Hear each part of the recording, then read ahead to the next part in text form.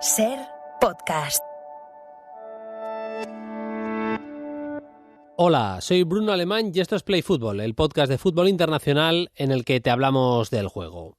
El estado de salud del entrenador español es casi inmejorable, seguramente mejor que nunca. Luis de la Fuente es campeón de la Eurocopa con España. Pep Guardiola, el campeón de la Premier con el Manchester City. Xabi Alonso de la Bundesliga. Luis Enrique de la Liga Francesa. Mendilibar de la Conference. Y tenemos repartidos por clubes importantes de las mejores ligas a los Emery, Arteta, Iraola, Lopetegui.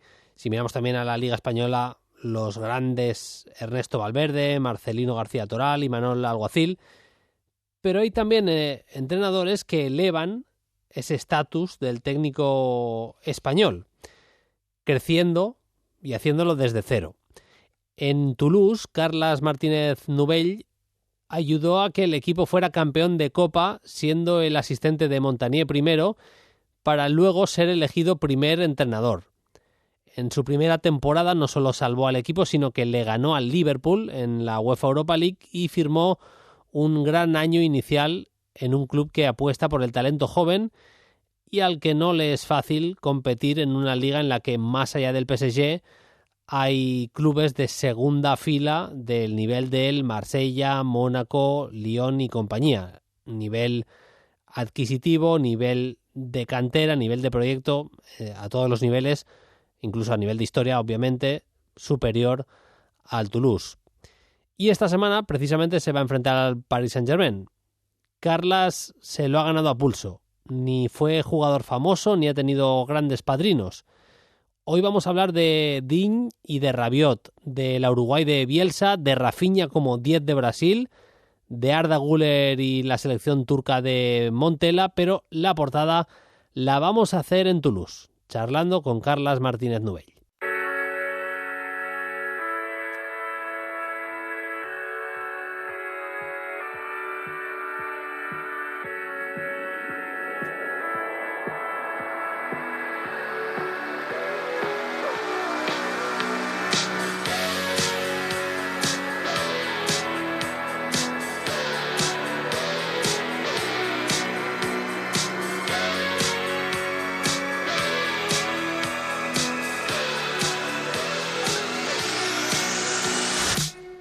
Vamos allá, nuevo episodio de Play Fútbol. Vamos ya con lo mejor que nos ha dejado el fútbol de selecciones en los últimos días, pero antes vamos a viajar, como os he dicho, hasta Toulouse. Esa ciudad, ya lo sabéis, del sur de Francia, apenas 4 horas en coche de Barcelona, la cuarta ciudad de Francia, tras París, Marsella y Lyon, si hablamos de habitantes, una ciudad con una economía emergente, gracias a que es la sede de muchas empresas de alta tecnología, y también porque está considerada la capital europea de la industria aeroespacial. Allí juega el Toulouse Football Club, un club que fue campeón de Copa Francesa hace año y medio, en 2023, propiedad de los inversores americanos Redbird, que también controlan el Milan y que tiene una pequeña participación además también en el Liverpool. Un club entrenado, muy bien entrenado diría yo, me vais a permitir, por Carles Martínez Nubell, que nos escucha ya en Play Fútbol. Hola Carles, ¿qué tal? Muy buenas. Hola, ¿qué tal? ¿Cómo estás? Muy bien, con muchas ganas de charlar contigo de fútbol. Llevamos ya unas semanas maquinando la entrevista. Al final tiene que ser por llamada, una llamada con tecnología de esta de último modelo, vamos a decir, llamada de WhatsApp, no engañamos a nadie. Carles, nos hubiera gustado vernos presencialmente porque venías estos días a Cataluña, pero sí, a pesar de ser parón FIFA, estás ocupado y me consta que es así, ¿eh? Sí, perdona, porque al final, bueno, tenemos jugadores que están aquí. Es verdad que tenemos 15 jugadores con la selección, es decir, que muchos, pero bueno, al final los otros 5 o 6 se tienen que, lógicamente, entrenar, tenemos que estar por ellos y principalmente como nos ha tocado jugar contra el París el viernes que viene, pues el parón es un poco menor porque no podemos dar tantos días de fiesta y bueno, pues cuando voy a casa intentar priorizar los 2-3 días que tengo para estar con ellos. Y nada, por eso al final es imposible verte en persona, yo tenía muchas ganas de poderlo hacer, aunque sea mediante WhatsApp. Nada, sí, sin más, se puede hacer igualmente. Las tecnologías permiten que además se escuche perfectamente, o sea que sin ningún problema. ¿Qué tal la vida por allí? Decía que son unas 4 horas en coche desde Barcelona porque lo dice Internet, pero no sé, tú que eres de la zona, sin dar muchas más pistas, no sé si vienes muy habitualmente, si estás ya acostumbrado a la vida en Toulouse. Tú también has recorrido mundo en los últimos años, o sea que lo de estar lejos de casa, esa te la sabes ya. Sí, la verdad es que, bueno, totalmente diferente a lo que vivía en Qatar o en Kuwait, que la gente venir a casa era, bueno, tenías que escoger prácticamente los días perfectos para que se diera el caso. Aquí no, aquí yo soy de las Franquesas, muy cerquita más cerca de Barcelona incluso, y yo de puerta en puerta de mi piso a mi casa, donde vive mi familia, tengo nada, 3 horas 10, 3 horas 15, o sea que prácticamente todos los días de fiesta que tengo bajo. Estoy en casa y me gusta estar en las Franquesas, aunque me encanta, lógicamente, estar en Toulouse, pero bueno, todas las tardes y fines de semana ya me los paso allí. Tardas lo mismo que tardo yo en llegar a Castellón, más o menos, o sea nos la sabemos esta y es exactamente igual.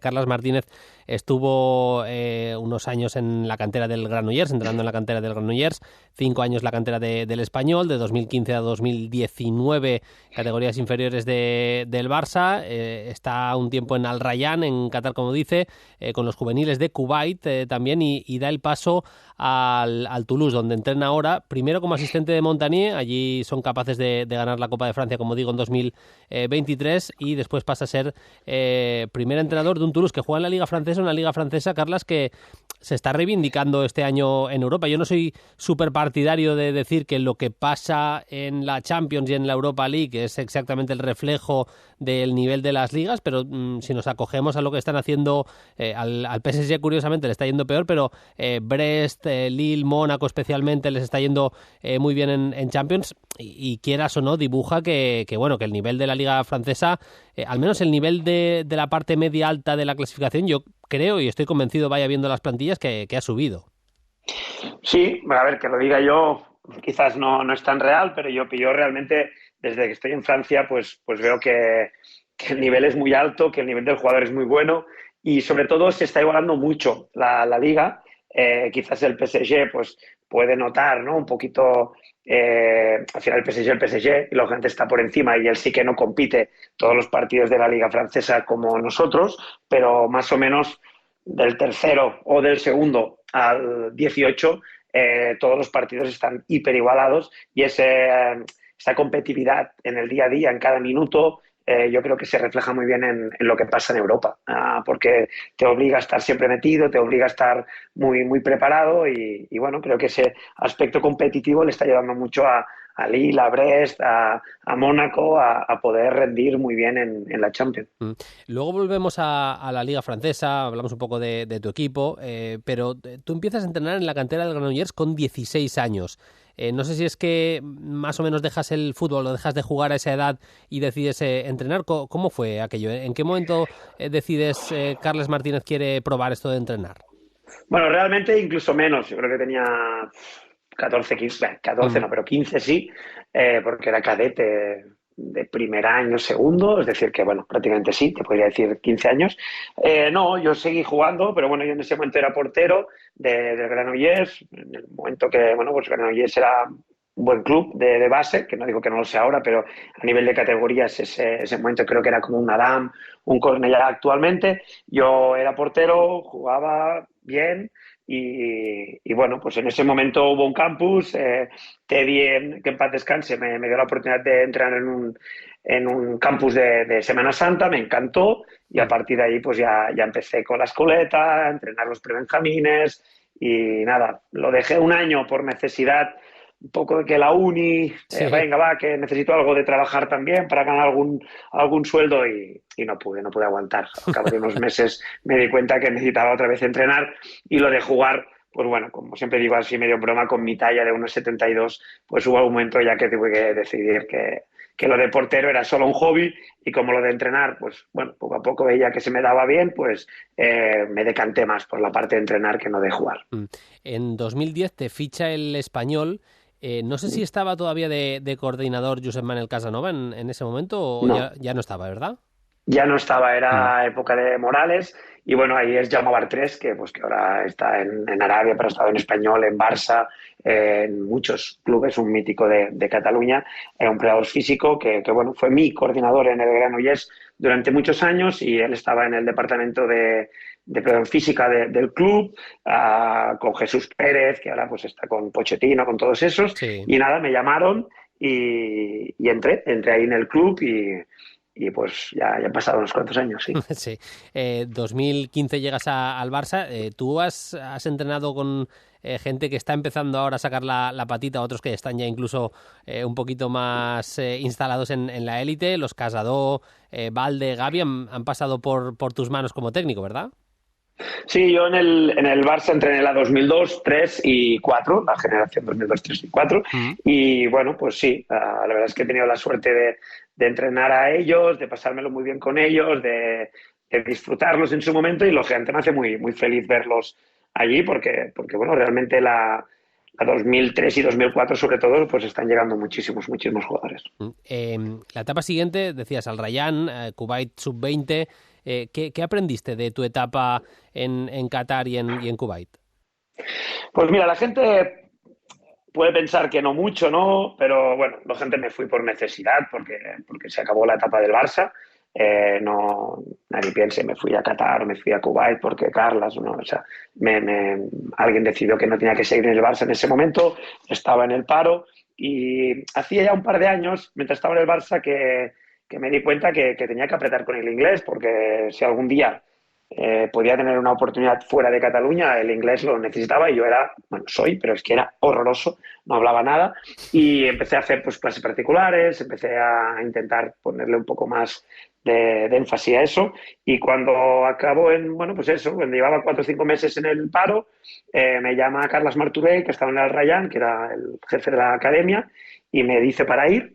Y bueno, pues en ese momento, justo antes del COVID, en el momento que parecía que todo estaba bien, yo con la familia me podía encajar porque tenía mi hijo muy pequeñito, y bueno, pues sentí que era un buen sitio, y sobre todo porque Carlas me dijo que allí no me preocupara, que con mi inglés era suficiente y que podría aprender que aprendería inglés, y sobre todo lo aprendería en mi mundo, en el fútbol.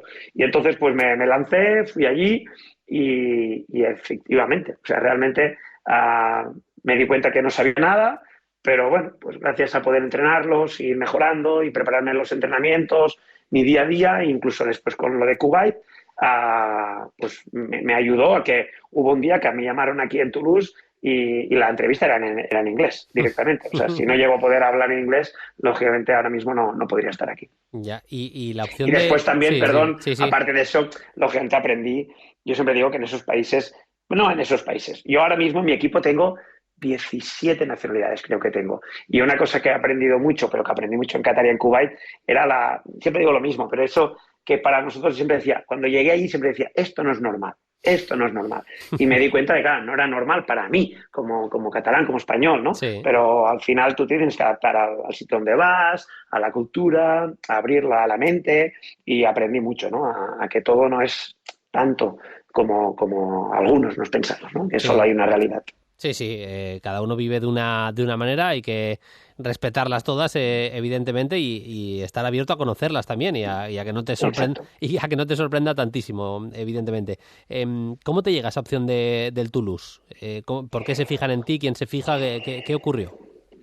Bueno, el mundo, pues mira, es como es. En la época, cuando yo estaba ya en Qatar, en época de COVID, que estaba pues además solo, sin mi familia, pues, ahí en el piso, que prácticamente, ¿qué hago yo ahí? ¿No? Que además no entrenábamos. Me llama una empresa que se llama Nosotros, de Francia, me pide, lo conocía de haber hecho unas charlas algún año anterior en París con ellos, y me pide hacer una formación de juego de posición, pero de muchas horas, donde bien dedicado, donde solo fuera, en este caso yo, y nada, pues preparé una formación de 6 horas, y se comercializó a partir al cabo de unos meses, mientras yo estaba en Kuwait. Y bueno, pues eso, fue bien, lo vio bastante gente, e incluso algunos clubes. Llegó alguien del club de Toulouse y bueno, pues les gustó. Algunas personas del club lo empezaron incluso en la base a llevar a cabo y tal. Y nada, fue casualidad porque me llamaron para preguntarme algunas dudas de que tenían y tal, y de golpe, pues ellos se pensaban que yo estaba en Kuwait, de golpe le dije que no, que había dejado lo de Kuwait por decisión mía, y nada, al cabo de una hora me llamaron y me dijeron que querían que sí, querría ir de asistente del primer equipo y de camp de metodología, y a partir de ahí, gente, hice muchas entrevistas, tuve pues, enseñar qué podría aportar yo al primer equipo, qué podría aportar al club, varias reuniones, pero bueno, fue muy bien y entré.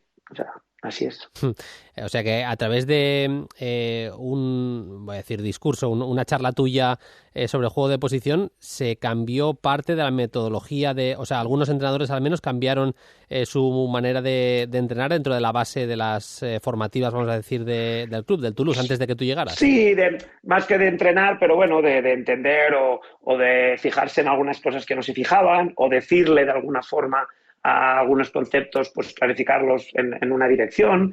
Y bueno, pues sí, fue un poco así, por lo que cuando llegué aquí ya vi que algunos clubes, algunos equipos lo estaban medio implementando y bueno, pues la idea fue entrar en eso, en entrar de asistente y a la vez ayudar a la academia a poder crecer en esa dirección. Que ahora, desde que estoy de primero, pues cuesta un poco más, pero también mis asistentes están ayudando en todo esto. Claro.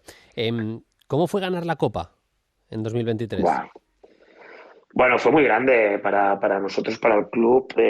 Piensa que, bueno, pues el club hacía 2 años que estaba en segunda, en Ligue 2. Suben en una buena temporada y era nuestra primera temporada en primera división. Y yo llego en diciembre, en final, bueno, prácticamente en enero, y bueno, fue brutal porque el club empezó así como medio una broma de pasar de ronda, la gente empezó a cantar que ganaremos la Copa, y a partir de ahí fuimos pasando y nada, nos metimos en la final y además la final pues fue increíble porque íbamos 4-0 a la media parte, o sea que nos salió una noche perfecta. De hecho, me acuerdo que durante el partido con mis asistentes hablábamos de es que no la estamos ni casi ni viviendo, ¿no? La segunda parte, porque fue ya casi que acabe, ¿no? No, fue un partido muy, bueno, la gente lo firmó 1000 veces, pero muy bonito y muy especial para nuestra gente, para nuestros jugadores, para la historia del club y, bueno, pues la gente lo disfrutó mucho y seguramente ha sido uno de los mejores días de la historia del club. Se va a Montagnier al acabar de aquella temporada. El club se ve ante la decisión de tener que elegir entrenador nuevo. Tú eras el asistente desde hacía unos meses y no sé si es cierto, pero me han dicho que el club se maneja mucho con el tema estadístico y que cogen desde tu llegada y comparándolo con el momento antes de que tú llegaras y ven que la cantidad de ocasiones de calidad generadas del Toulouse y las que os generaban había mejorado muchísimo la diferencia desde tu llegada y que es por eso que deciden que Carles Martínez, bueno, no solo por eso, pero que les hace tomar la decisión final porque es un club que le da mucha importancia a todo el tema del Big Data. A ver, el club analiza mucho la data, por supuesto. Todos los partidos los analizamos con objetivos estadísticos. Lógicamente, hay la parte estadística y la parte de que es bueno, lo que es, ¿no? Si ganas, no ganas, la gestión de todo. Pero sí que es un club que le da mucha importancia a eso. Es verdad que eso, según dicen, pues bueno, pues lo tuvieron en cuenta. Pero realmente Bruno fue bastante desde que llegué, pues tú sabes cuando llegas a un sitio que sientes que has encajado, ¿no? En el sitio, el cómo me hicieron sentir importante, mi aportación desde el primer día. Realmente con Philippe me sentí muy, muy bien, fue muy bien, tuvimos un buen, bueno, bien, fue todo bien. Y realmente desde que llegué pensé que estaba en el sitio adecuado, pero es verdad, te lo juro, que no había pensado nunca que eso podía pasar, ¿eh? Realmente en verano, pues bueno, no llegaron a un acuerdo ellos y de golpe me llamaron y me lo preguntaron y fue lógicamente pues una noticia impactante que me sorprendió y que a la vez la gente pues tuve que aceptar y fue un reto, realmente el reto más grande de mi vida, pero bueno, fue un poco todo, un poco la parte estadística y también el feedback, ¿no? O el feeling que tuvimos desde el primer día. El primer año es muy bueno. Le ganasteis al Liverpool de Klopp en UEFA Europa League. La verdad es que supongo que para ti como primer año, teniendo en cuenta la dimensión del club, que es un club que no tiene ni siquiera 60 años de historia como tal, que nunca ha estado o prácticamente nunca en estas lides, ¿qué valoración haces de la primera temporada? Bueno, creo que vivimos dos partes muy diferenciadas antes de enero y después, o sea, en Navidad, antes de Navidad y después. La primera vuelta fue muy complicada en la Liga, o sea, pensar que acabamos con 11 puntos, sí que es verdad que muchos empates, muchos partidos prácticamente siempre compitiendo, pero el hecho de jugar Europa jueves a domingo nos costó, es verdad que Europa fue muy bien, ganamos a Liverpool, pasamos bien a la siguiente fase de grupo como segundos, incluso con opciones, ¿no? Hasta el último momento de luchar por la primera plaza. Es decir, que la parte de Europa fue brutal, es la que la gente se queda. Mira, el otro día hizo un año del partido de Liverpool y aún pues fue como un día, ¿no?, a recordar, otro día histórico para el club. La gente, yo creo que siempre he dicho mucho más la final de Copa, pero ese día también se va a recordar siempre. Y en Liga pues nos costó, pero después de Navidad pues ya no fuera de Europa, porque después jugamos en febrero contra el Benfica aún, con una muy buena, para mí, una muy buena eliminatoria. De hecho, creo que quizás merecimos pasar, pero no metimos gol, en eso imposible. Pero la segunda vuelta fue muy buena, Bruno. Tuvimos muchos puntos, ganamos muchos partidos y acabamos muy bien. De hecho, incluso con alguna opción de soñar en Europa, aunque al final se nos escapó. Y bien, fue un año de menos a más y lo veo como muy positivo. Este año el equipo arrancó, que le costó también un poquito en los primeros pasos. Lleváis ahora mismo 3 victorias seguidas y eso sumado al parón, supongo que se toma uno el parón de una manera un poquito más tranquila, ¿no? Podrías hacer últimamente también 3 victorias seguidas. El equipo ha cogido aire en las últimas semanas, Carlas. Sí, si comparo el último parón que fue hace un mes, que estábamos con 5 puntos y que no había manera, a pues me acuerdo que ese momento pensé que bien nos va a ir el parón y esta vez pues seguramente pienso que no haría falta, ¿no? Que quizás no hace falta parar. Pero bien, estamos bien. Es verdad que tengo una sensación un poco diferente este año, ¿eh? Desde el principio es verdad que hemos cambiado otra vez a bastantes jugadores, prácticamente toda la línea defensiva es nueva, el delantero es nuevo, ha habido bastantes cambios, pero desde el principio he tenido buena sensación. Es decir, nos faltó el gol en las primeras jornadas, nos estaba costando marcar gol, pero veía el equipo maduro, estaba jugando a lo que queríamos, generábamos mucho. Hablas de la data, pues aunque no es lo más importante, pero la data nos demostraba que a nivel de objetivos numéricos, de expected goals, de lo que generábamos, de lo que nos generan, estábamos muy bien, y eso el club nos dio un poco también la confianza, decir tranquilos que todo va como tiene que ir. Y bien, a partir de ahí pues hemos tenido ahora una buena racha donde esas que fallábamos hace un mes las estamos metiendo y estamos consiguiendo buenos resultados, que bueno, que como siempre digo yo, ya está, esto está hecho y ahora a seguir, porque al final esto va de volver a ganar, pero bueno, vamos a aprovechar el momento que estamos ahora. Viendo partidos del Toulouse, lo charlo siempre, lo hablo con mi compañero, mi amigo Andrés Onrubia, que el equipo se ve muy trabajado, especialmente nos gusta la salida de balón, muchas veces en 3+2, 3 en línea inicial, luego metiendo 2 por delante, con intercambio de posiciones, a veces los medios bajando a esa línea de centrales, con Kamanzi, el lateral derecho, metiéndose a veces por dentro, para que también ese pase al extremo derecho pueda ser más directo, no arrastra una marca y ese pase sale más limpio, sale más fácil. ¿Qué importancia le das, Carlas, a la salida de balón desde atrás en el fútbol actual y en tu equipo actualmente? Bueno, para mí lo es todo, es la distribución, las distancias, el propósito, el objetivo, el que generas. Y al final es algo que aquí en Francia, pues yo al final, como tengo tantos jugadores de diferentes nacionalidades, es algo que al final nos damos cuenta de que el día que estamos bien, el día que estamos mal, todo se va en las distancias. Hay muchas medias partes que no estábamos bien y hemos llegado a media parte y prácticamente ya les digo ¿qué? Y ellos ya me dicen, estamos muy separados, ¿no? Vale, ok. Pues seguramente el atraer con el pase, el jugar con el ritmo adecuado, el jugar a la espalda del salto, pero a la vez no estar tan separados entre estos 5 que tú dices del 3-2, más los 5 que queremos estar profundos para poder atacar las profundidades. Todos esos puntos son importantes, pero al final la salida de balón te lo marcan los jugadores de las características. Tú me estás diciendo el año pasado cómo es el fútbol. Yo nunca había jugado 3-4-3 y el año pasado, pues con la back four, con la línea de 4 atrás, no nos estaba dando suficiente. Llega la eliminatoria de Benfica. Sentíamos que defensivamente, sobre todo, teníamos que jugar con 5 porque podíamos ser más, es contraproducente, pero con 5 sentíamos que podíamos ser más presionantes, podíamos saltar hacia adelante, podíamos hacer que el rival tuviera presión, o sea, el poseedor se sintiera apretado y a la vez estar un poquito más protegidos. Y sentíamos que esa línea de 5 nos podía ir bien, pero teníamos un poco de miedo porque en ataque, ¿no? A ver cómo lo podíamos distribuir. Y viendo el Benfica, analizando el Benfica, vimos el Sporting de Lisboa, Sporting Portugal, y nos encajó. Dijimos, es que tenemos los jugadores para hacer esto. O sea, ¿por qué nos estamos planteando siempre bajar con un lateral bajo o hacer una salida de 3 con un pivote o mil inventos? Si es que mira, nos encajan. Y lo hicimos contra el Benfica, fue una eliminatoria brutal y desde allí es como que el equipo sintió decir, pues ya está, ¿no? O sea, no hace falta volver a línea de 4.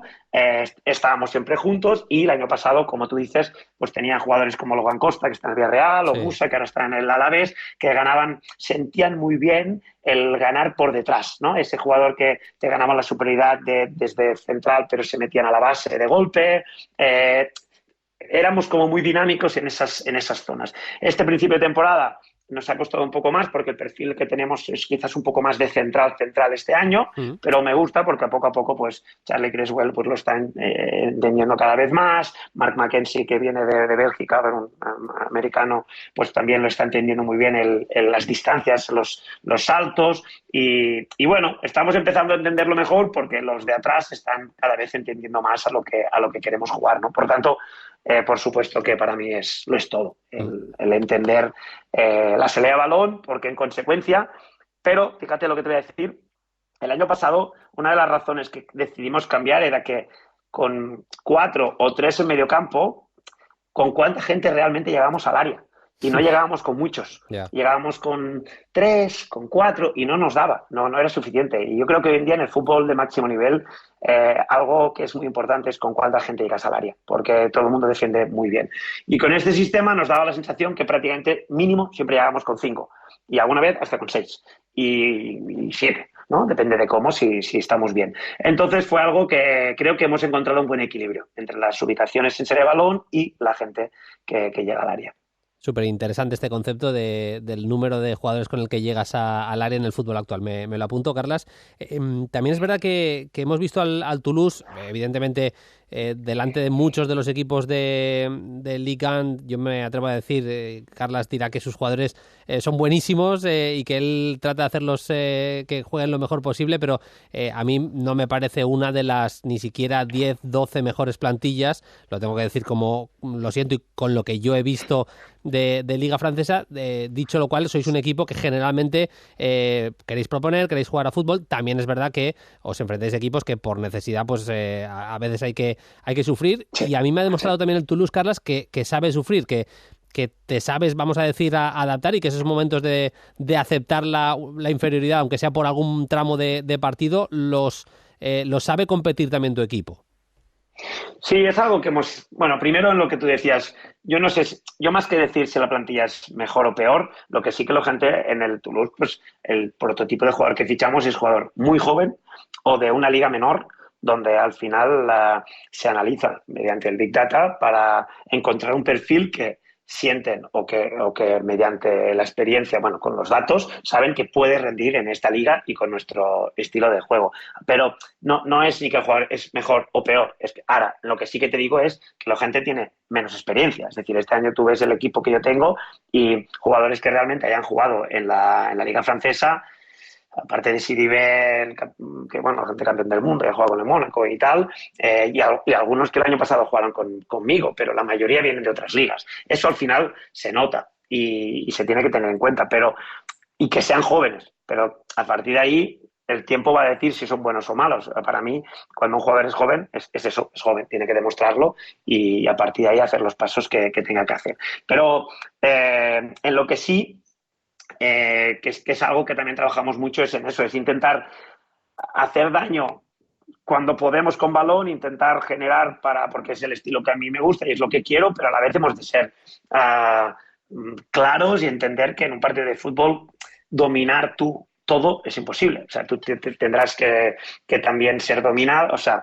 que te dominen a ti, pero a la vez cómo gestionamos esos momentos, ¿no? Que el rival realmente te haga daño o que tú seas capaz de superar momentos complicados sin sufrir mucho y que a la vez le puedas sacar ventaja, porque le podemos sacar ventaja en otros aspectos, en la transición, en juego, da igual, en estrategia, en corners, en muchos otros momentos. Esta semana, por ejemplo, creo que hemos vivido un partido en Rennes parecido a esto. Creo que hemos empezado bien, creo que hemos hecho una buena primera parte donde nos da para meter 2 goles y a partir de ahí, pues bueno, hemos sabido gestionar las emociones y la parte defensiva para no sufrir. Y ahí estamos un poquito en ser bastante camaleónicos, en dominar todos los aspectos del juego, no solo la fase de posesión. Que la gente no me malinterprete, ¿eh? Hay futbolistas como Creswell, Mackenzie en defensa. Creswell creo que es cuarto en duelos aéreos en Liga. Mackenzie ha entrado muy bien en el equipo. Tiene un porterazo muy joven, como decía Carlas, con muy poca experiencia. Guillaume Rest, 19 años, de la cantera propiamente del Toulouse, que es una cantera muy prolífica que sigue generando buenos futbolistas. Puede ser perfectamente el portero del futuro de la selección francesa. Yo creo que con Chevalier, con el meta del Lille, pues ahí más o menos estará, aunque Chevalier evidentemente debería entrar primero, ser el sustituto de mañana. Buclal, por ejemplo, me está gustando mucho y ha recuperado de la lesión grave. Tiene buenos futbolistas, pero también hay que decir que ha perdido otros. Pues vendió a Logan Costa, que destacó mucho el año pasado y se ha ido al Villarreal.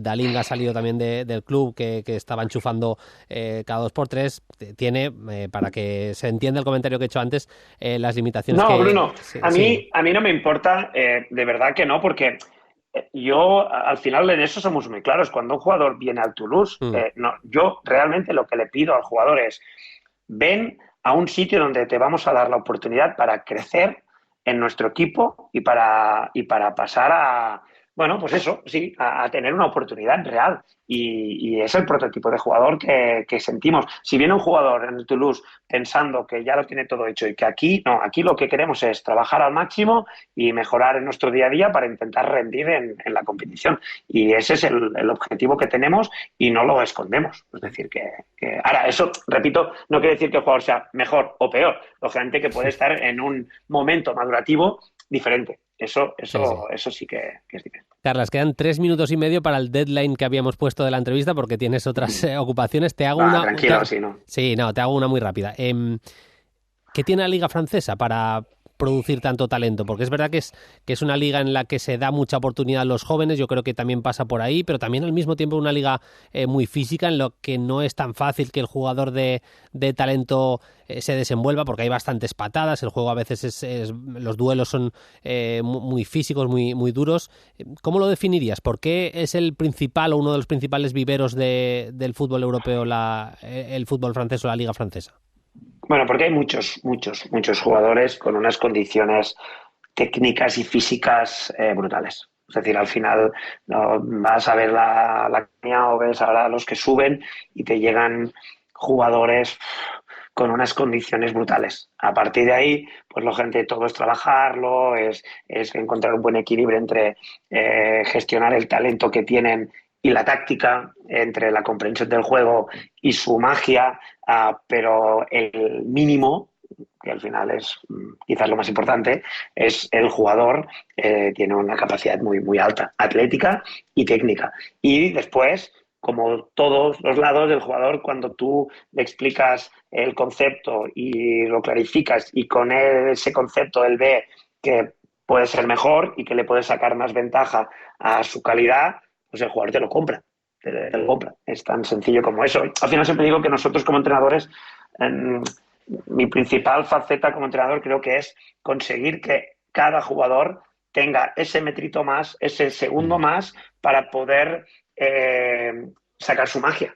Es decir, cuando hablamos a veces del típico, ¿no?, debate de si la táctica estamos limitando al jugador, yo no estoy de acuerdo. Yo creo que lo que la táctica da es que el jugador pueda tener algo más de tiempo y espacio para a partir de ahí ser él. Y el que es bueno regateando, el que es bueno pasando, que pase. Y el que es bueno chutando, chutando.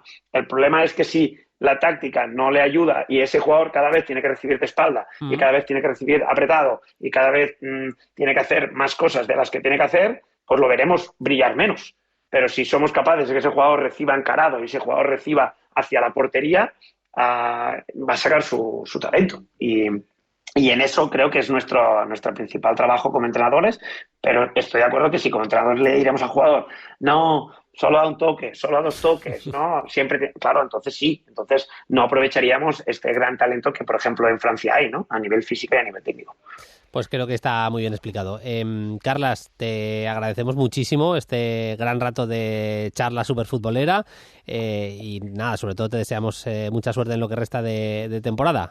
Un abrazo, gracias por atender a Play Fútbol y hasta la próxima.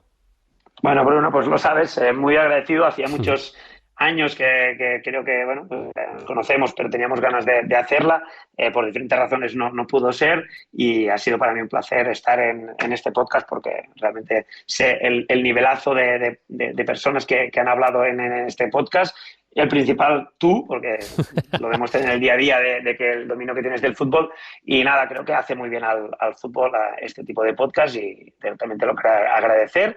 Y nada, pues un placer estar contigo. Esta parte la voy a tener que cortar, Carlas, porque no se puede, se puede permitir esto. No pasa. Es broma, es broma. Una abrazada, Carlas, una abrazo y hasta la próxima. Lo dicho, tramo ya para la actualidad. Saludo a mi compañero, mi amigo Paquillo Mariscal. Hola, Paquillo, ¿qué tal? Muy buenas. Hola Bruno, ¿qué tal todo? Te tienes que hacer cuenta de Blue Sky. Estamos ahí, ya sé que estamos todos, seguimos en Twitter, todos, pero hay que sacar tiempo, Paquillo, que de la manera que sea, hay que estar en todos lados, y cada vez lo del algoritmo, al menos para que se enteren en Twitter que lo del algoritmo es complicado, Estoy convenciendo a Peña, David ya se lo ha hecho, José David López, y estoy ahí insistiéndole a Fermín, que es un poco reticente, pero hay que hacerse, Sí, desde luego hay que fomentar eso. No, yo no me lo he hecho todavía. La verdad que sepa todo el mundo que esta conversación no la hayamos tenido tú y yo ni siquiera en privado, ¿Qué va? Pero que la vamos a tener que hacer algo y luchar contra nuestro querido Elon Musk. Madre mía, vaya pájaro. Sí, vaya pájaro. Sí, en fin, y nunca mejor dicho, porque Twitter era un pájaro, le puso una X Efectivamente. y a partir de ahí empezó el declive, la cuesta abajo sin frenos. En fin, vamos a hablar un poquito de lo ocurrido en los últimos días en partidos internacionales de selecciones. Vamos a hablar de la clasificación finalmente como primera de Francia, después de ganarle por 1-3, con 2 nombres muy marcados en rojo, Lucas Digne y Adrien Rabiot. Sin ellos Francia no hubiera ganado ni por asomo el partido de anoche ante Italia. Un poquito, a pesar del empate a 0, hay cositas de Turquía, de la Turquía de Montella, de Arda Güler, de Aktürkoğlu y compañía, que me apetece también analizar con Paquillo, y también de Uruguay y de Brasil. Esa camiseta 10, esa posición nueva de media punta para Rafinha y algo del centro del campo de Uruguay. Bueno, cositas interesantes, como siempre, del fútbol de selecciones. Paquillo, si te parece, empezando por lo de Francia. Francia gana a Italia ayer por 1-3. Hay que decirlo todo, el partido de Francia no es nada del otro mundo, pero en un día muy inspirado de Lucas Digne, tanto centrando como disparando, porque son un córner, una falta directa y una falta indirecta que nacen del pie izquierdo de Lucas Digne. Una es una asistencia a Rabiot en un córner, el segundo es un golazo de falta, y el tercero es otro centro, en este caso de falta lateral, falta indirecta, que la pone otra vez en la cabeza de Rabiot, que acaba marcando. Yo creo que explica bastante bien el momento de producción ofensiva de Francia, Paquillo, que los 3 goles hayan sido en acciones a balón parado, porque le cuesta, ¿eh? No estamos viendo una Francia, a pesar de que contra Israel sí que generó algo más de peligro, pero le cuesta generar en el partido a nivel ofensivo situaciones de manera constante a los de Deschamps. Sí, algo endémico ya, Bruno. Posicionar le cuesta muchísimo cuando los rivales se encierran, solamente cuando pueden verticalizar un poco son una selección, no hablamos de este partido en general, ya los últimos años, fiable, y yo creo que la clave de la victoria, tú lo has comentado, 2 nombres propios, lo de Lucas Digne, el lateral izquierdo. Creo que vuelve a demostrar una vez más que su gran problema han sido los hermanos Hernández. Ahora Teo y en su momento Lucas, que fue lateral izquierdo de aquella selección que ganó en el 2018 el Mundial, pero que es un guante, tiene un guante en su pierna izquierda y un futbolista que quizá ha perdido un poquito de punch, de focos, pero sigue siendo un jugador muy válido. Y creo que también la clave, por supuesto, es con respecto al partido contra Israel, ni Camavinga, ni Kanté, ni Olise, cambió por completo el sistema, ni Zaïre-Emery. Ha apostado por una especie de rombo 4-3-1-2 con la inclusión sin extremos y con la inclusión de una doble punta, y sobre todo creo que mucho aire fresco con ese Koné, Guendouzi en Nkunku en el centro del campo. En el partido contra Israel salió con N'Golo Kanté, con Camavinga y con Zaïre-Emery en el centro del campo, casi Zaïre-Emery, casi en una posición de media punta, un pelín extraña. Barcola, banda izquierda, Michael Olise, banda derecha, y Randal Kolo Muani arriba. Es verdad que tiró mucho, 24 tiros, generó 6 ocasiones en ese partido contra Israel, y lo que le faltó fue el acierto. Le faltó tener a Mbappé, tener a Griezmann, tener a la gente súper decisiva que ha tenido Francia en los últimos años arriba.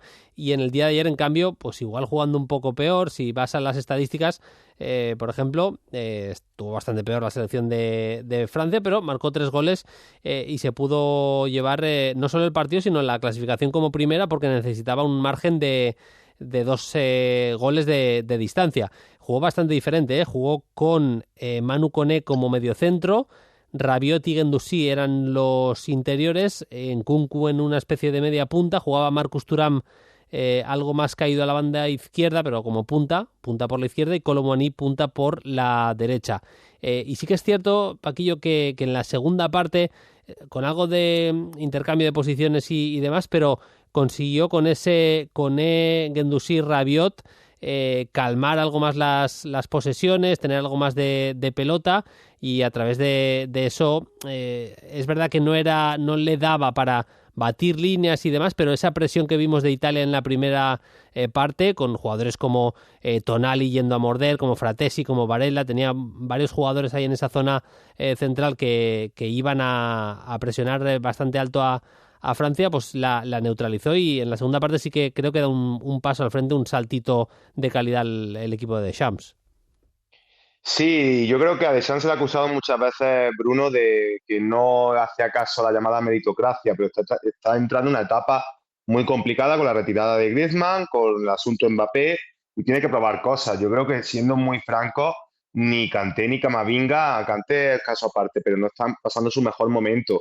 Quizás para el gran público que nos siga el día a día, habría que decir que tanto Guendouzi y el Lazio, que el Lazio es una de las revelaciones actualmente de la Serie A este año con Baroni, como Koné, que es de lo poquito potable de una Roma que va a la deriva sin De Rossi, sin Juric, y Rabiot, que estaba libre pero en el Marsella está encajando, son 3 futbolistas, 3 centrocampistas que ahora mismo están en un estado de forma muy por encima del resto, de otros nombres propios que quizá alguien que ve la alineación de Francia diga, de nuevo Rabiot, Guendouzi, que parece que sí pero no. O sea, al final son jugadores que se encuentran con la flechita hacia arriba y que le han dado, como tú bien comentabas, sobre todo con esa posibilidad de darle libertad en Nkunku, la doble punta, otro tipo de estabilidad diferente, aunque no sea tan brillante para Francia. De lo jugado ayer destaca también esa goleada de Inglaterra por 5 goles a 0 en el partido contra Irlanda, con esa goleada en la que provoca un penalti, provoca una expulsión y da una asistencia a Bellingham. Muy buen partido de Bellingham, también un golito, el primero como internacional de Conor Gallagher, hace que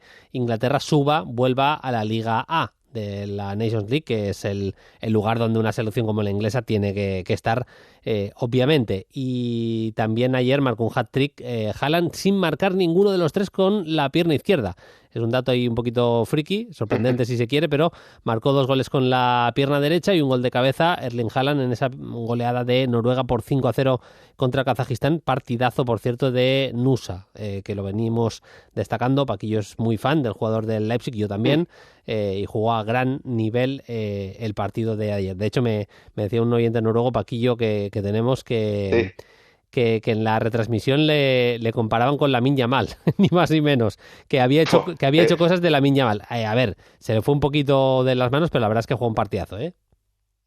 Sí, bueno, y en los dos partidos de Noruega implicados Sorloth, Haaland y Nusa. Yo creo que ojalá Noruega podamos verla en una Eurocopa próximamente un Mundial, porque poco, con Strand Larsen, por ejemplo, en el banquillo también, el jugador actualmente del Wolves, pocos equipos europeos pueden presumir de tener esa delantera. Hombre, lo de Nusa, pues creo que habría que tomárselo, lo que te dijo el oyente noruego, como un cumplido para Yamal, ¿no, Bruno? Pues quiero decir, ya comparan cómo hace cosas con lo jovencito que es Yamal, que podía ser al revés. Sí, Pero sí. desde luego Nusa es un grandísimo, de ese perfil que no se puede perder de regateadores de fútbol de la calle de otra época. Tal cual. Para que vean los oyentes de Play Fútbol que no somos resultadistas, Turquía no pudo pasar del empate a 0 contra País de Gales, pero le venía escribiendo a Paquillo que me gusta, sobre todo las alternativas que tiene de centro del campo en adelante. Vincenzo Montella jugó con Çalhanoğlu y Kokçu en el doble pivote. Akgün era el extremo diestro, que está firmando en Turquía una grandísima temporada. Metió en la izquierda a Barış Alper Yılmaz, el que en la Eurocopa había sido delantero centro, jugador súper peleón, pero que además tiene buen golpeo, centra muy bien también. El futbolista que está utilizando el Galatasaray de carrilero, pues bien, ha jugado en la selección tanto de 9 como también por la banda izquierda, como es el caso de ayer. Arda Güler era el media punta y Kerem Aktürkoğlu en esa posición de 9, falso 9, si se quiere.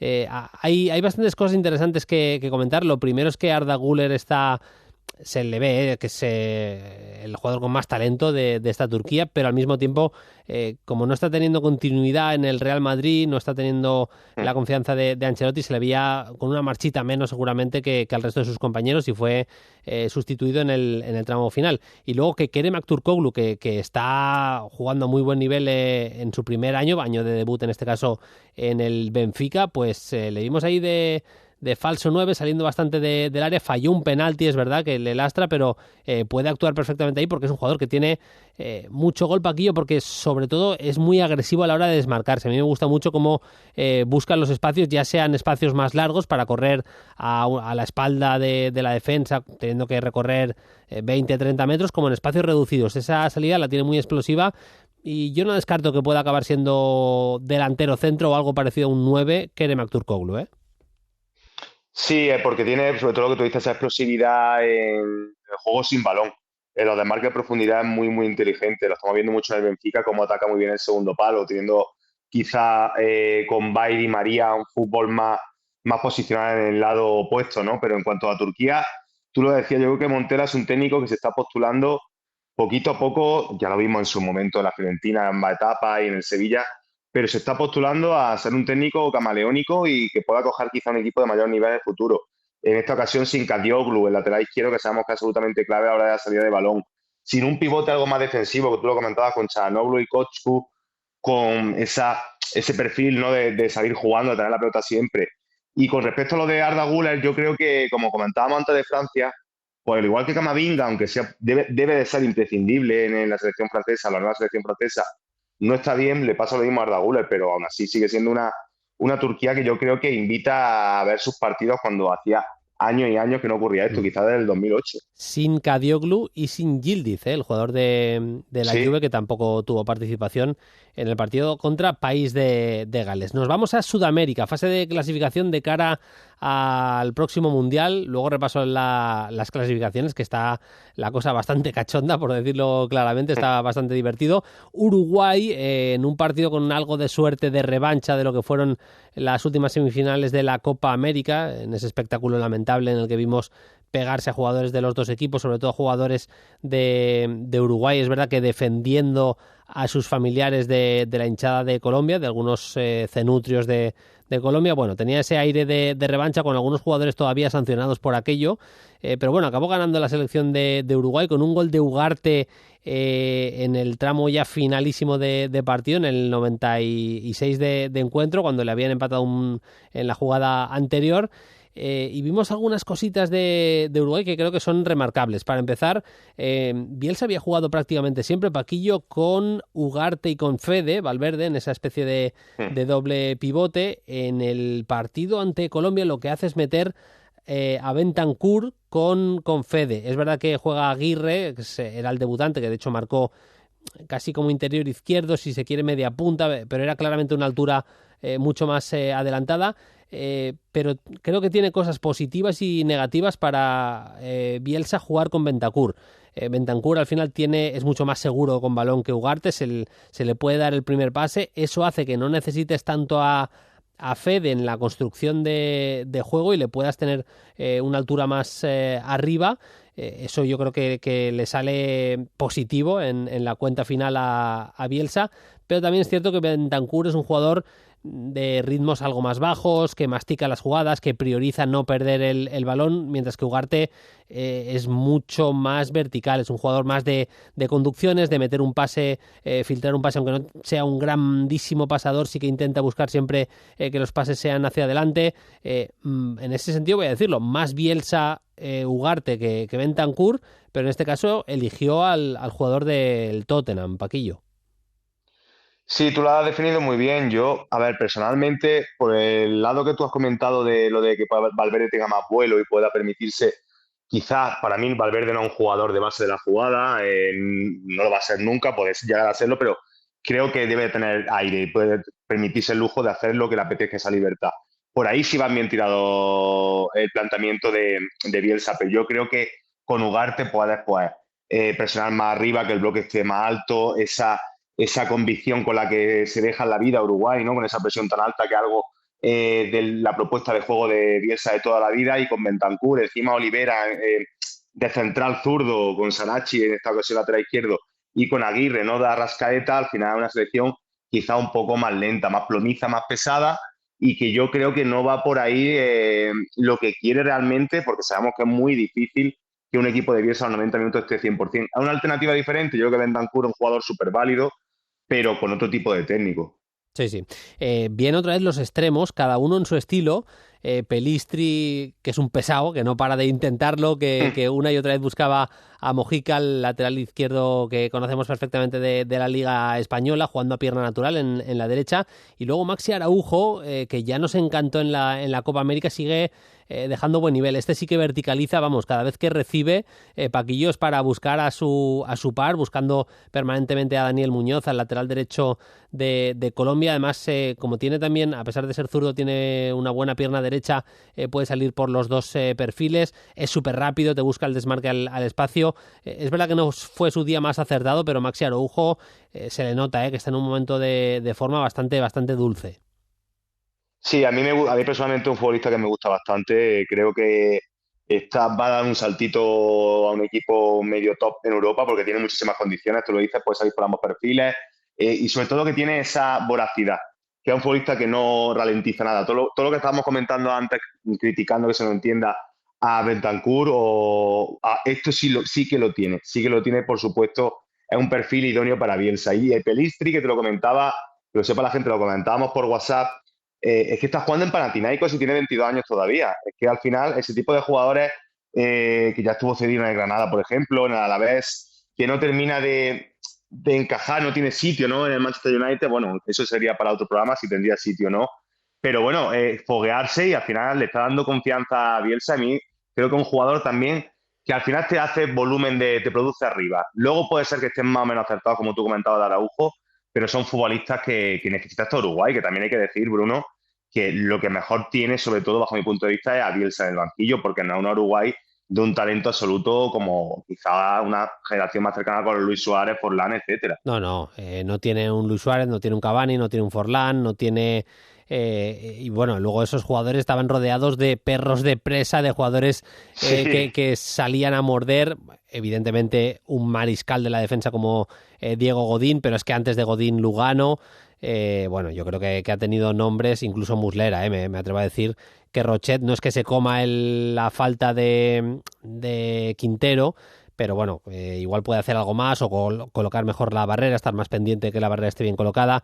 Es un golazo de Juanfer, Por cierto, Paquillo, Sí. le queda mejor a Quintero la camiseta de Racing que la de Colombia. Por lo que sea, la de Colombia es más entalladita y Quintero tiene una gran zurda, pero lo de hacer cardio en el gimnasio no es su fuerte, Quintero es un futbolista contracultural, Bruno, un futbolista de los 80, un Correcto. futbolista que tenía que coincidir en otra época, porque a día de hoy que hablamos tantísimo del cuidado máximo, de alimentación, el ejercicio de fuerza y tal, Quintero, bueno, pues es de esos cancheros puros y duros que, bueno, que tendrá sus cositas fuera del terreno de juego seguro. Bueno, y le cambian, le entra James, que estaba tocado para el último tramo de partido, cambian a Quintero, iba a Colombia perdiendo y se van dando, pero no porque pase del resultado, porque se le veía en la cara que no podía el hombre ni respirar, pobre Juanfer. Vaya talentazo, vaya zurda, vaya futbolista Juanfer Quintero.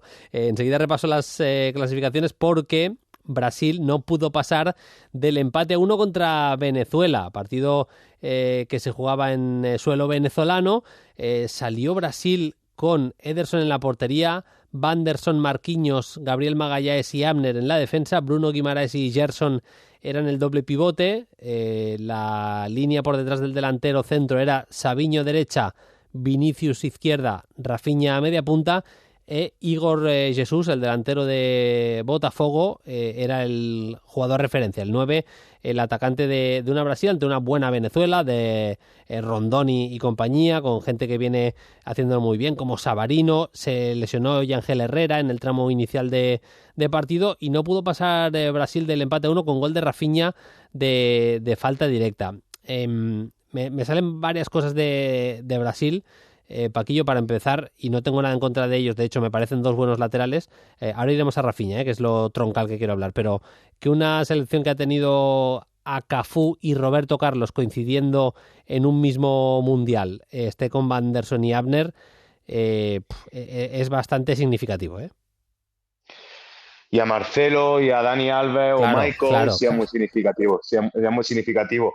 Es muy significativo si tocamos toda la zona del campo, Bruno, pero sí, desde luego Cafú y Roberto Carlos, a ver, pues con todos los respetos para Vanderson y Arne, efectivamente, y son dos laterales en su nivel medio, pero es que a esta Brasil le faltan, yo creo que esto sí que, antes hablamos de Uruguay, yo creo que es la Brasil más pobre en cuanto a talento en muchísimo, muchísimo tiempo, quitando dos o tres excepciones, porque si hablamos también de la figura del delantero centro o el centro del campo, Bruno, yo creo que aquí sí verá que está haciendo Dorival algún milagro y al final el talento individual está salvando los encuentros, pero me parece una Brasil que tiene tramitos, sí, que al final tiene el talento de Vinicius, de Rafinha, de Bruno Guimaraes, de Paquetá, pero no se puede. Tú has empezado hablando de los laterales y creo que esto da para mucho recorrido porque no se puede comparar incluso con Brasil, a una Brasil que han sido muchísimo, que han tenido un batacazo enorme, véase el famoso 1-7 de Alemania, pero que creo que tenía jugadores un poquito más diferenciales.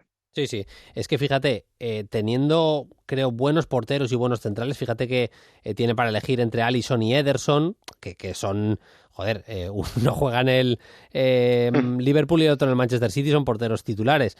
Buenos centrales, se le han lesionado Bremer y Militao, que es un fastidio, evidentemente, pero aún así sale con Marquinhos, Gabriel Magallanes, que me parece una pareja de centrales súper confiable. Tú te la puedes jugar a que te defiendan tu área el defensa central del PSG y el del Arsenal.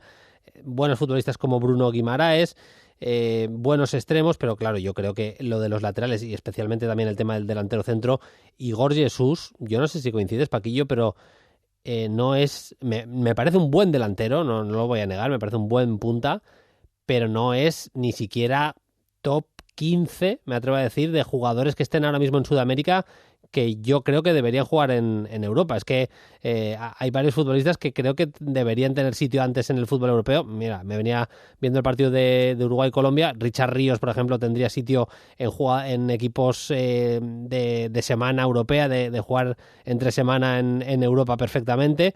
Y Jorge Jesús le veo un poquito más limitado, la verdad. Sí, sí, totalmente. E incluso su compañero Savarino en Botafogo, que lo has comentado, que hizo un muy buen partido, dando esa asistencia de Venezuela, yo creo que tendría más recorrido en Europa. Yo creo que la figura del 9 algo sí, que esto sí verá que es significativo.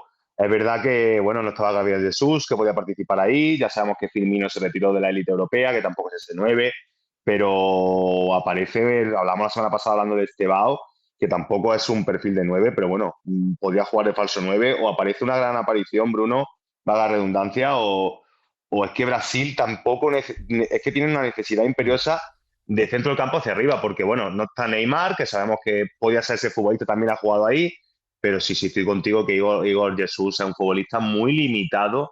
Nos tenemos que a la época quizá de Joe Alves, ¿no? Sí. O de Fred, que también tenían recorrido. Bueno, Fred tuvo época en la Liga Francesa, Ligue 1, bastante buenas, pero desde entonces, o Wagner Love, ¿no? Desde aquella época no tenemos un delantero quizás de... Tú lo has dicho, que no sé si has dicho en 15 jugadores o 20 por delante que no lleguen a Europa, ¿no? Es que de aquí al Mundial de 2026 o da un paso al frente un Hendrik de la vida, Vitor Roque le ve un poquito más limitado, pero bueno, si tuviera esa consistencia goleadora que de alguna manera disimula el resto de carencias que tiene su juego, pues podríamos verle como un delantero centro titular de Brasil, o creo que la solución pasa igual por una solución distinta, un Vinicius, un Rodrigo de falso 9, no sé exactamente el qué, pero es que tiene tanto talento en tres cuartos que al final me parece que desperdicia, teniendo una posición también de ataque, está desperdiciando. Luego tienen que encajar las piezas, y a nivel táctico tiene que funcionar, pero se me queda muy cortito Igor Jesús, la verdad. Se me queda corto Rafinha como mediapunta histórico de Brasil, si nos vamos a pensar que es una selección que ha tenido jugando ahí a Pelé, ha tenido a Tostao, ha tenido a Zico, ha tenido jugadores de un nivel bestial, incluso saltándome escalones, Raí y demás. Es un jugador muy diferente Rafinha a ellos, pero claro, su función la cumple bien. Ya sabes que es un futbolista que lo que va a hacer es lo contrario, no te la va a pedir tanto entre líneas y lo que va a hacer es tirarte desmarques al espacio, estar presionando constantemente. Le da un registro distinto a Brasil, marcó un golazo de falta, le han dado la camiseta 10 y otra cosa no, pero necesita Brasil jugadores con el estado de confianza de Rafinha para acabar clasificándose para el Mundial. Eso te iba a decir, Bruno, sobre todo yo creo que ahora mismo le da el 10 a Rafinha y lo coloca donde lo coloques, te va a rendir totalmente porque creo que es ahora mismo el mejor jugador de Brasil junto con Vinicius, por estado de forma, yo no hablo de talento y demás, y tiene que ser importantísimo, como de hecho lo fue en este encuentro.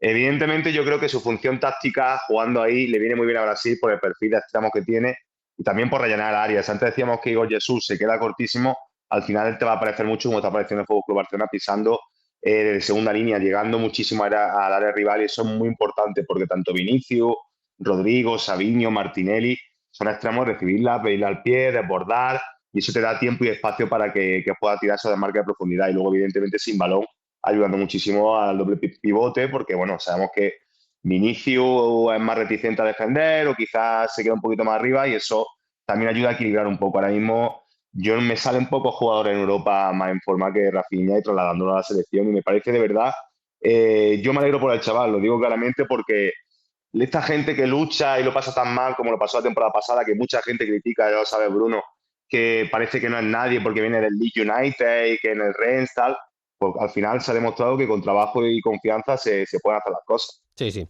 Ni más ni menos que un Brasil-Uruguay, ahí está esta semana. Está Chile colista, la selección de Chile, que ha sido doble campeona de América en los últimos 10 años, pues bien, está colista con 6 puntos, noveno con 7 puntos está Perú. Bolivia ha salido de la zona de clasificación, incluso de playoff, está con 12 puntos. Venezuela sí que está en esa séptima plaza que da acceso a playoff por diferencia de goles con los mismos 12 puntos que Bolivia, pero por diferencia de goles iría a ese playoff y ahora mismo estarían clasificados a partir del sexto, que es Paraguay con 16, quinto Ecuador con 16, cuarto es Brasil con 17, tercero es Colombia con 19, segundo Uruguay también con 19 y primero, a pesar de la derrota, cayó Argentina en Paraguay por 2-1. Argentina es líder con 22 puntos. Yo dudo muchísimo, Brasil está con 17, el primero que no iría sería Venezuela con 12. Dudo incluso que Brasil sufra por la plaza, es decir, yo creo que entre Ecuador y Paraguay que están con 16 y Venezuela y Bolivia que están con 12, entre esos cuatro acabo de decir casi una chorrada, pero bueno, yo es que creo que no va a sufrir Brasil, no sé si lo ves igual, Paquillo, pero lo que vengo a decir es que 2 se clasifican, que ahora mismo evidentemente son favoritos Ecuador y Paraguay, y 2, que tiene toda la pinta que van a ser Venezuela y Bolivia, se van a jugar esa séptima plaza, la plaza que da acceso al playoff. Sí, yo tampoco veo que vaya a sufrir Brasil. Es verdad que estamos haciendo una radiografía un poco de una selección débil, una selección venida a menos, pero no creo que vaya a pasar más. Estoy totalmente contigo, que no creo que se vaya a mover mucho de conforme está la clasificación ahora mismo en cuanto a los que se van a clasificar. Y hay que decir, tú lo que comentabas con Chile, lo de Perú también, que hasta hace poco era una de las grandísimas animadoras, tanto Copa América como Mundiales, la etapa de Gareca. Me parece que es triste. Hablamos mucho de Europa, quizás de Bélgica, otras selecciones que tienen que pasar la reconstrucción después de la generación dorada, y lo de Chile está siendo durísimo. También por una falta de talento bastante galopante, de los Claudio Bravo, Arturo Vidal, Alexis y compañía. Vamos, no queda ni el rastro. Muy, muy complicado el curro de Gareca en esta transformación, regeneración del fútbol chileno. Vamos ya con las preguntas de los oyentes.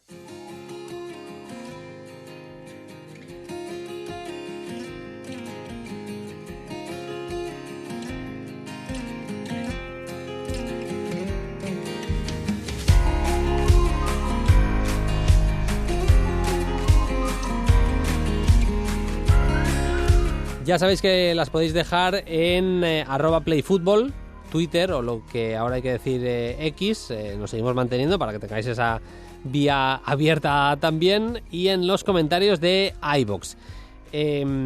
Josep en iVoox dice: mirando qué delanteros podrían relevar en funciones precisamente y en rol a Rafinha en cuanto a presión en la salida del rival, volumen de desmarques y finalización.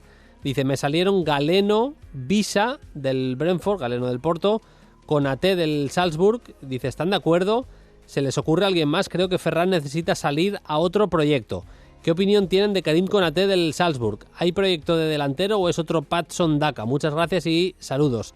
¿Qué le decimos a Josep? A mí, a ver, yo lo reconozco. Visa me está sorprendiendo bastante. Galeno creo que es otro tipo de perfil, más puede presionarte arriba, pero le veo casi más de carrilero que otra cosa, a pesar de que te pueda jugar a pierna cambiada, a banda cambiada, como lo hace en el Porto habitualmente. Konaté sí que me gusta más como delantero centro, no le veo tanto, a pesar de que sea bueno presionando y demás, yendo al espacio, se desmarca bien, pero no le veo ese perfil de jugar entre líneas que sí que tiene Rafinha. A mí ninguno de los tres me convence demasiado para hacer de suplente, vamos a decirlo así, de Rafinha, que creo que es lo que propone Josep, que salga Ferran del Barça y un posible suplente para Rafinha, Paquillo.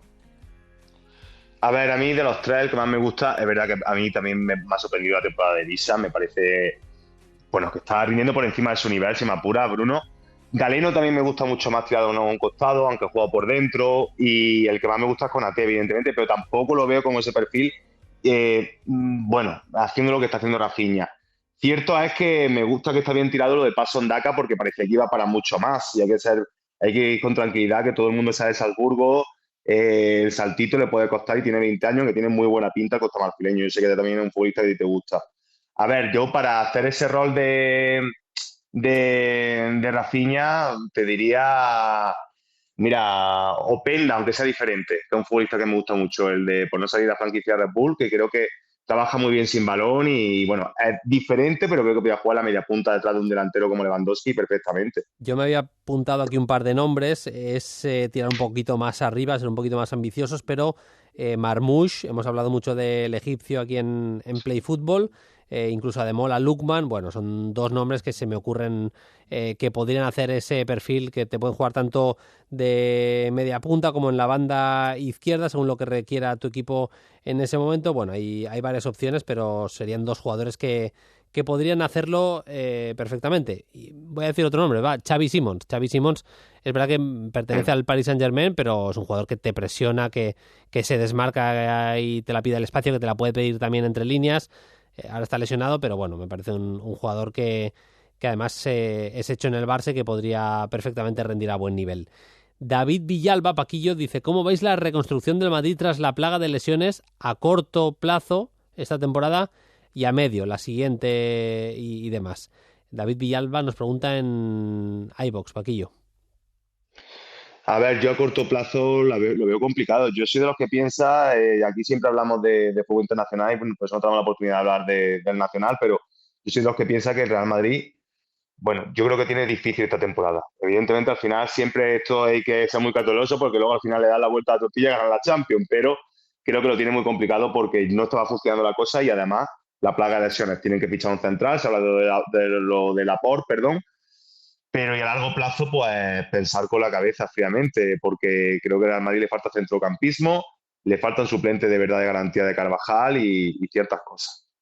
Yo tengo dos nombres para el medio plazo, porque no creo que el Madrid vaya a fichar un centrocampista en este mercado de invierno, que son Enzo, que está en una situación, voy a decir, rara en el Chelsea, no está siendo titular, y a mí me parece un pelotero impresionante. Creo que si se convence a Enzo de jugar en la base de la jugada de un equipo como el Real Madrid, podría rendir muy bien.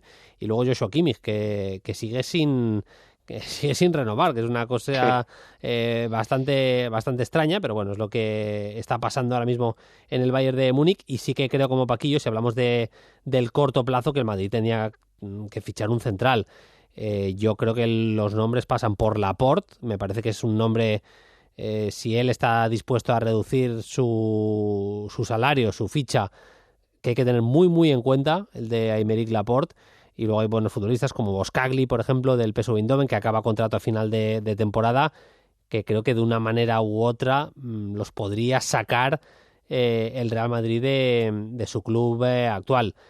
Bueno, hay más perfiles de futbolistas que te podrían ayudar. Gonzalo Ignacio, creo que hay jugadores que podría sacar de sus actuales clubes, pero vamos, que con esos nombres o por esos nombres seguramente pasaría lo que yo creo que puede ser la reconstrucción del Madrid a medio plazo y a corto especialmente. Y vamos a cerrar con la pregunta de Miquel. Dice: buenas, chavales.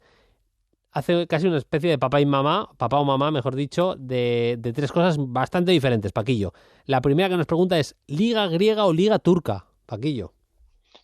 A mí, históricamente, siempre me ha gustado la liga turca desde que soy un crío porque era el famoso cementerio de elefantes, ¿no? Donde se iban los jugadores veteranos ya a retirarse, se decía así. Y creo que siempre ha tenido, pues en cuanto a nombres random, ¿no? Aunque no tenga espectacularidad o tenga tanto nivel, siempre me ha gustado más.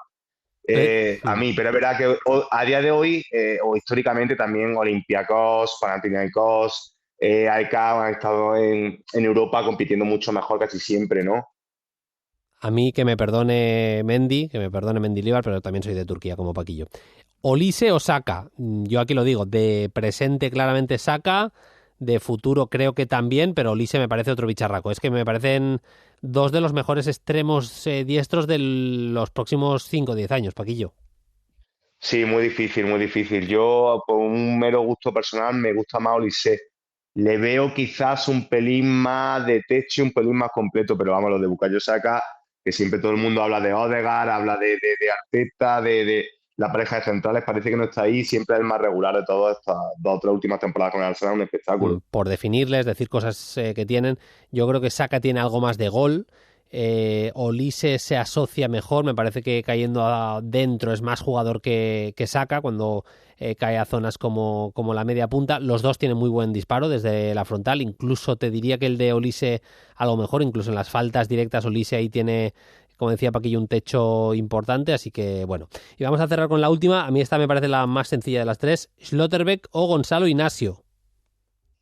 Para mí, Gonzalo Ignacio. Bien, Slotterbeck, yo sabía que coincidía contigo. A ver, a mí Slotterbeck es un futbolista que me gusta más que lo que le sí, gusta a la mayoría, ¿eh? sí.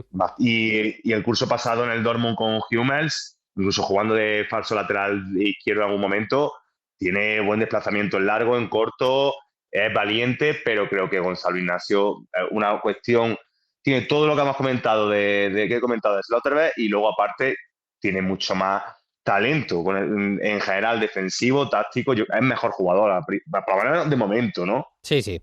Me parece un proyecto de central bastante top. Y si no tuviera en el Manchester United a Lisandro Martínez, yo creo que es uno de los nombres que tocaría para reforzar su defensa a Rubén Amorim en el Manchester United, que ya ha tomado cargo, ya le hemos visto fotografías dentro de Old Trafford al nuevo técnico, el técnico portugués, en este caso, nuevo técnico del United. Paquillo, como siempre, un placer charlar de fútbol contigo. La semana que viene más, que tendremos competiciones europeas, vuelve el fútbol de clubes y lo estaremos contando aquí en Play Fútbol. Un abrazo. Un abrazo, Bruno. Chao, chao. Más Play Fútbol la semana que viene. Hasta el lunes siguiente. Sed felices. Adiós. Suscríbete a Play Fútbol. Todos los episodios y contenidos adicionales en la app de Cadena Ser y en nuestros canales de Apple Podcast, Spotify, iVoox, Google Podcast y YouTube. Disponible los lunes a las 10 de la mañana. Cadena Ser. La radio.